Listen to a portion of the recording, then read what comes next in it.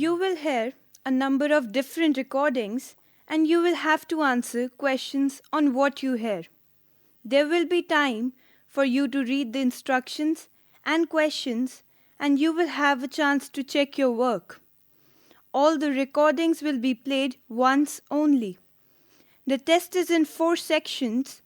At the end of the test, you will be given 10 minutes to transfer your answers to an answer sheet. Now turn to Section 1. Section 1. You will hear a telephone conversation between a bookshop assistant and a student. First, you have some time to look at questions 1 to 5.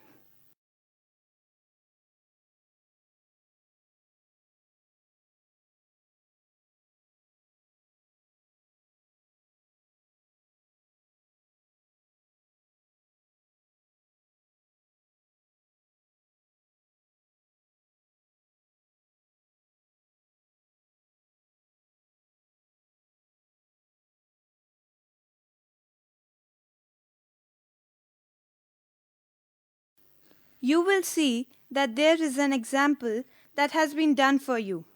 On this occasion only, the conversation relating to this will be played first. Dennington College Bookshop. Denton speaking. How can I help you? I would like to inquire about a book. What's the title, please? It is Motivating Employees in Adverse Conditions. The answer is motivating employees in adverse conditions. Now we shall begin. You should answer the questions as you listen because you will not hear the recording a second time. Listen carefully and answer questions 1 to 5. Dennington College Bookshop. Denton speaking. How can I help you? I would like to inquire about a book. What's the title, please? It is Motivating Employees in Adverse Conditions. Is it the new book by Ron Drake? Yes, that is it. Hang on a moment, please. Let me check. Oh, sorry. The book is out of stock as of now. Oh, that is not a good news. How can I get one? The new stock will arrive in 3 days. We will save one for you if you place an order now. Great. I would like to place an order right now, if I may. Have you got an account with us? No, not yet. I haven't joined classes yet. I'll be starting in December. Right. I see. Would you like to open an account? I don't know. Is that necessary? Well, the benefit is you get a student discount on all book purchases. Oh, really? 20% if you are a first year student. 20%. That is not bad. Is there a charge to open the account? No, the account is absolutely free. You just have to make sure that you settle your account at the end of each month. Okay, well, I might as well open one then. Right. I just need to take down some details. Just a moment. Yes. Now, can I have your name? John Simpson. Is that S-Y? No, let me spell it. It is S-I-M-P-S-O-N.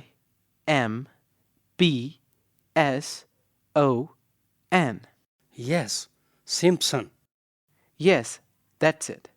And your home address? It's 48B Ferguson Enclave. Hold on, please. Is it 58B? No, 48B. Okay. Right. And Ferguson? That's F-E-R-G-U. And is it single S or double S? It's single S, and then O for orange and N for never. Right. Then Enclave. Got it. Harry Street, Yes. London. Fine. And the postcode? TP21. TP21. T for Tommy? Yes. Right. So let me just check that. 48B, Ferguson Enclave, Harry Street, London, TP21. That's correct. And are you on the telephone? Yes, it's 016167203039. 67. 20309. 20309. Yes, that's it. Before you hear the rest of the conversation, you have some time to look at questions 6 to 10.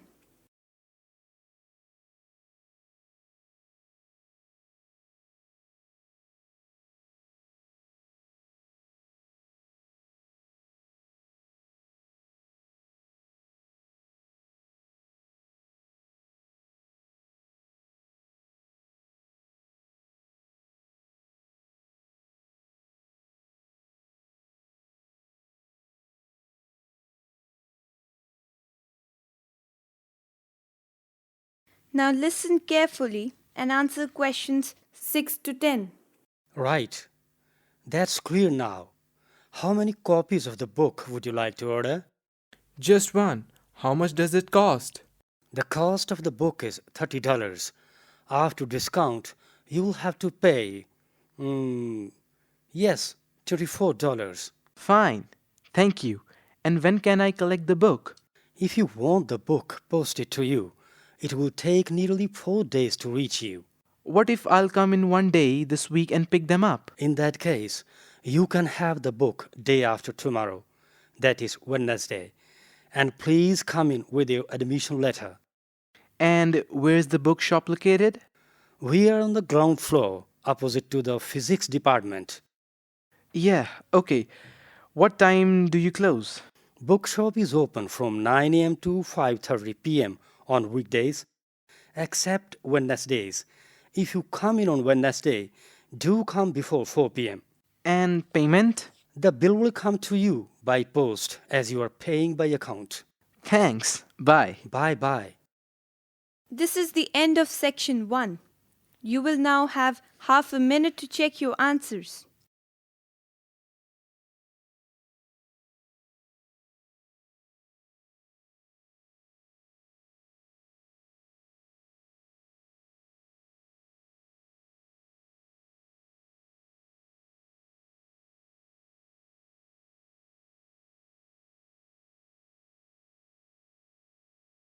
Now turn to section 2. Section 2. You will hear Professor Andrew Gray talking about bullying to a group of international students at the Crompton University International Center. First, you have some time to look at questions 11 to 15.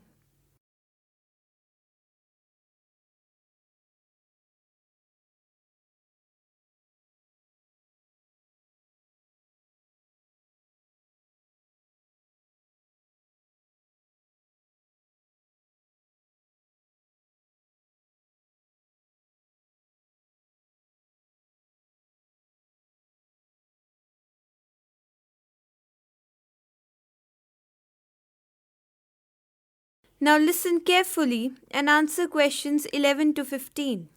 Before I start, I would like to welcome you all to Crompton University. We wish to give you a pleasant stay in Canada and Crompton University. The purpose of this talk is to make international students aware about bullying and the various strategies and available mechanisms to prevent them. As you might know, Canada comes ninth in the list of the most bullying educational institutions. Okay, let me start with the definition of what bullying is. In simple terms, it can be defined as using superior strength or influence to intimidate someone in colleges and schools. It can appear in a variety of forms and it often goes unnoticed. Obviously, the easiest targets are international students. This is not to frighten you, but to make you aware so that you can enjoy a hassle free life here. As I said earlier, bullying takes a variety of forms and is often very difficult to prove. The most commonly seen form of bullying is name calling and insult. This amounts to about 64% of all the bullying cases reported last year. It's followed by physical assault of shoving and hitting. These together constitute approximately 40% of the total cases. In around 31% cases, students reported that they were verbally intimidated, forcing them to live in a permanent state of fear of an imminent attack. The percentage of reported cyberbullying is nearly the same. Racist comments, destroying property, exclusion, sexual comments, and disability comments are some other common forms of bullying. Before you hear the rest of the talk, you have some time to look at questions 16 to 20.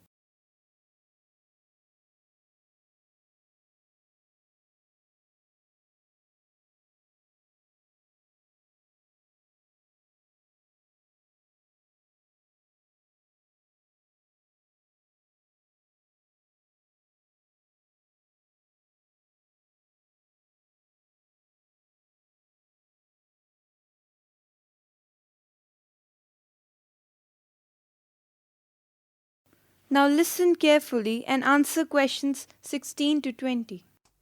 Now, let us see the various ways to deal with bullying. The most important reason that makes someone a vulnerable target is lack of contacts and friends.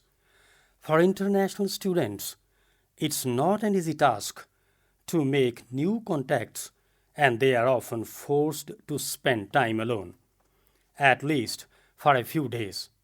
Bullies often target these students because they know that their victims are not in a position to challenge them or to seek help from appropriate people. So the solution is simple: don't be alone. Make sure that you have some friends around you, and this will keep bullies away. Another way for those who feel insecure is to seek help from our student counselors. All counselors at Crampton University are trained to look for signs of bullying and are trained to identify students who are like to be victimized. Our counselors will help students to strengthen their inner resources and be bold. In addition, when any bullying incident is reported or noticed, the student counselors will report the same to the anti bullying department, which in turn will initiate strict action against the erring students. Now that is clear, the university has a strong policy against bullying, and there is an anti bullying department to deal with it. The department is located in the D block on the first floor next to the chemistry laboratory, too. It is open from Monday to Friday, and students can call at this any time between 10 a.m. and 3:30 p.m. Janet Porter is the counselor who is permanently stationed there as your primary point of contact. She will direct you to the appropriate people to solve your problem. Alternatively, you can make a phone call at 190-832-4900 and get an appointment. Finally, during every intake, the department arranges special aggressiveness training for those students who feel vulnerable. You can contact the department and book your seat. That is the end of section 2. You now have half a minute to check your answers.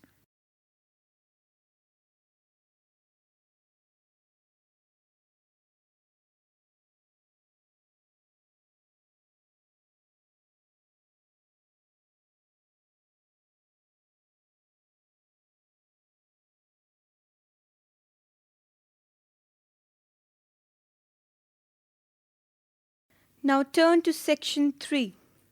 Section 3. You will hear a tutor talking to his students about strategies of staff selection. First, you have some time to look at questions 21 to 26.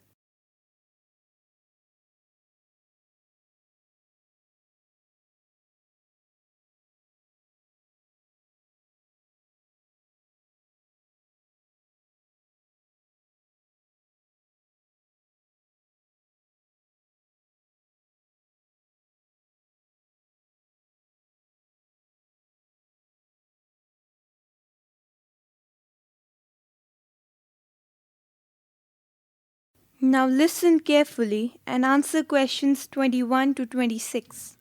Good morning. Now we are all familiar with the various aspects of staff selection.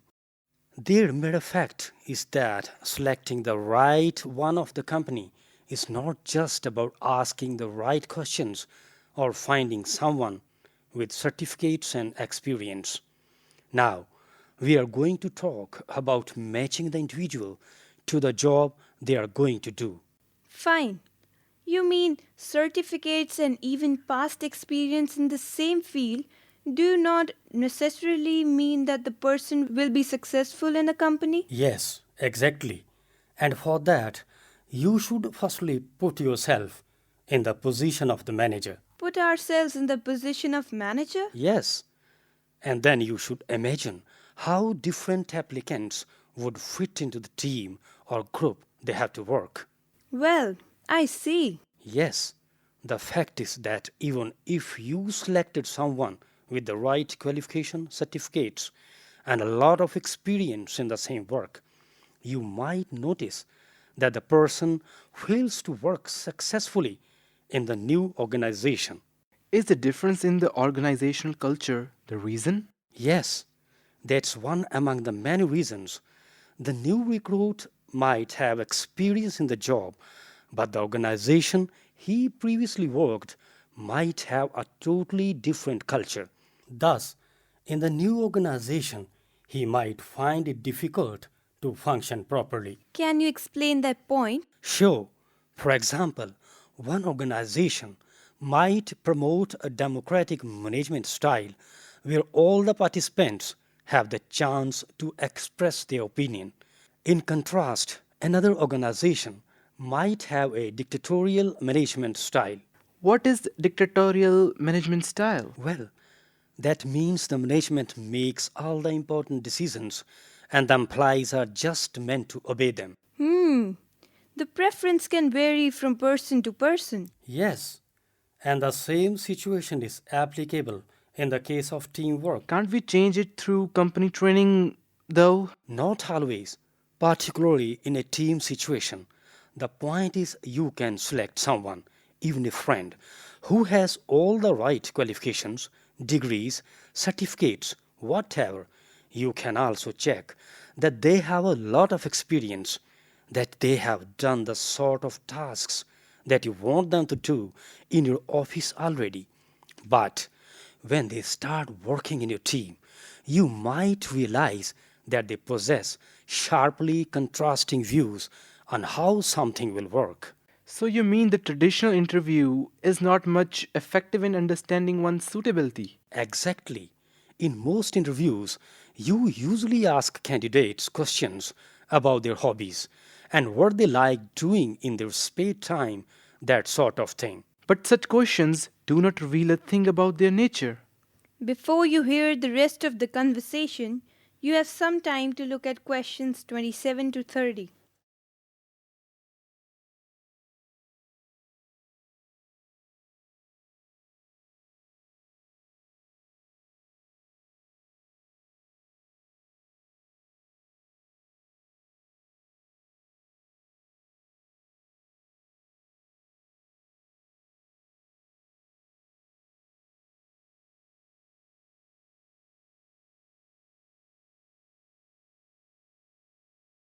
Now listen carefully and answer questions 27 to 30. So, what is the way out? There's no way out. They keep you guessing all the time. An improvised way used by employers around the world these days is what's called a personality questionnaire. A questionnaire that reveals one's personality. Yes, a questionnaire that tries to reveal one's personality through a number of seemingly harmless questions. Does the questionnaire work? It seems so, because the idea is adopted by many huge companies across the world as an effective strategy, though the effectiveness is yet to be ascertained. What is the history of this questionnaire?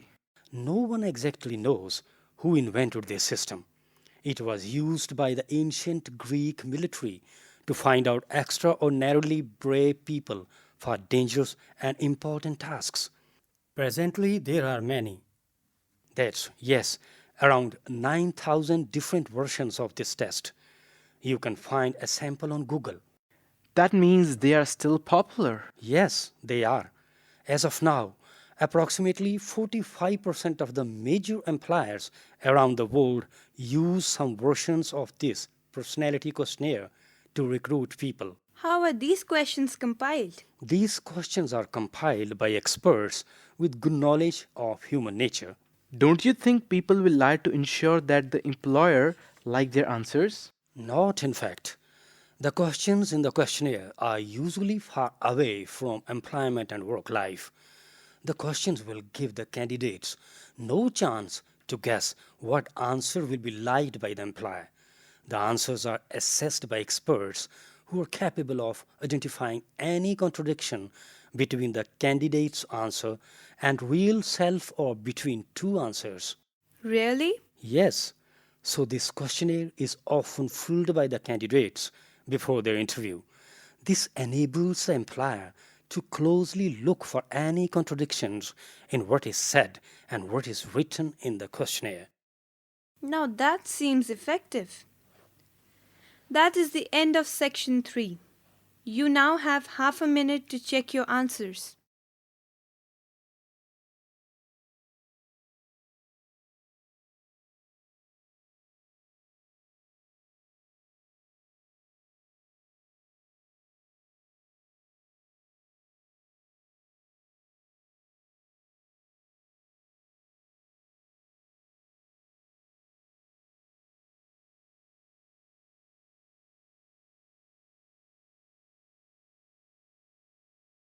Now turn to section 4. Section 4. You will hear a lecture on Apollo space program. First, you have some time to look at questions 31 to 40.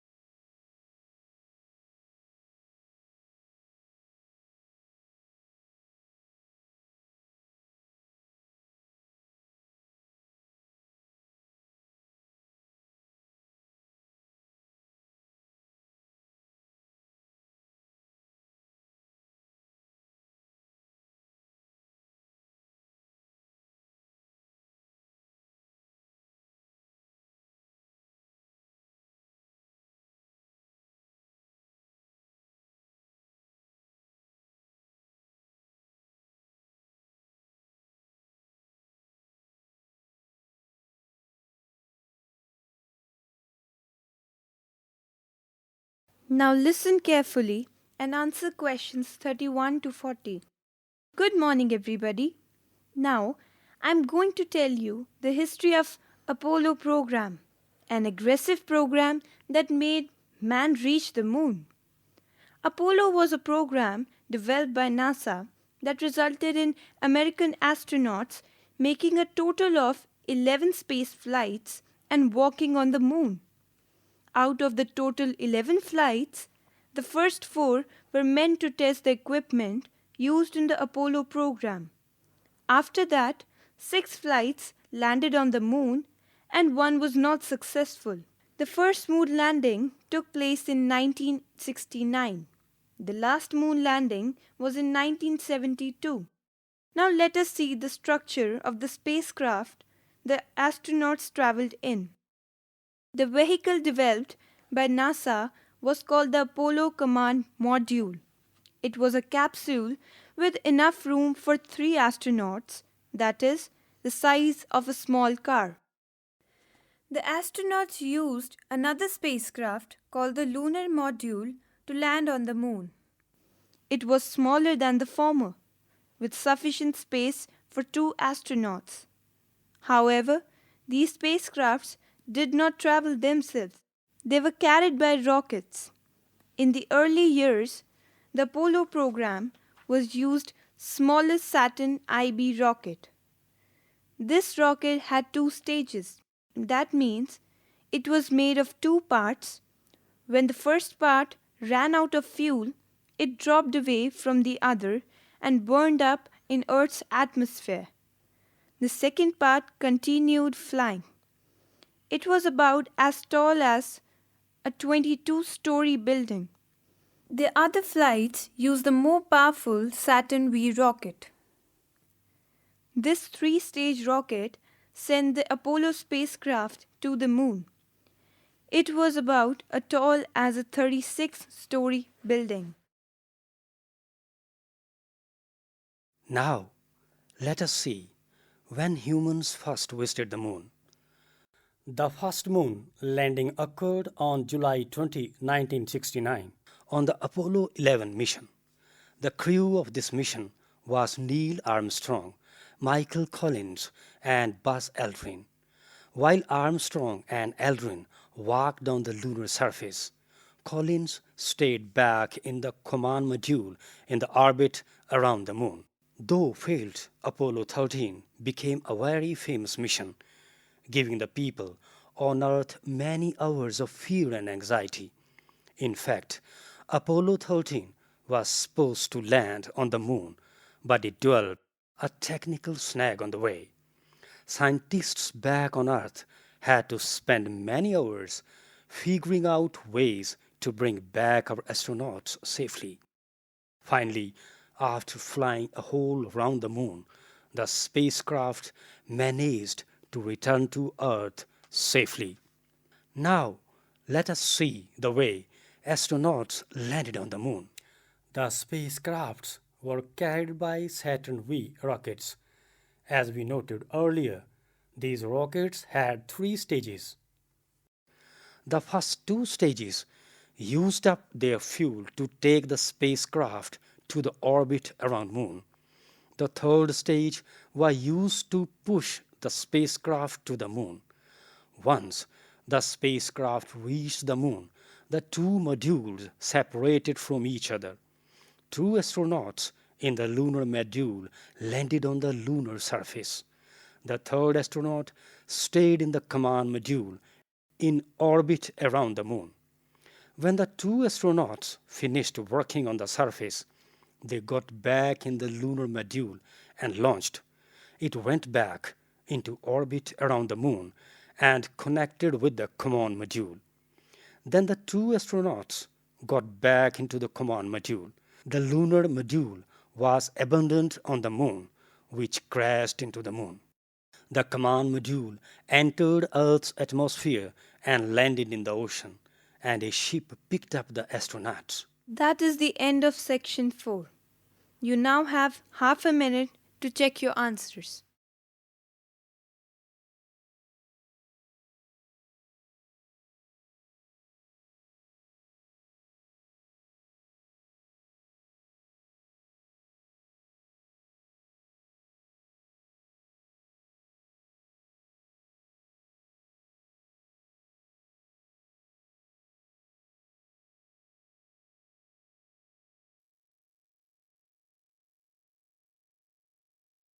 That is the end of the test. Now you have 10 minutes to fairly transfer your answers to the answer sheet. For more test, hit the like button and subscribe our channel.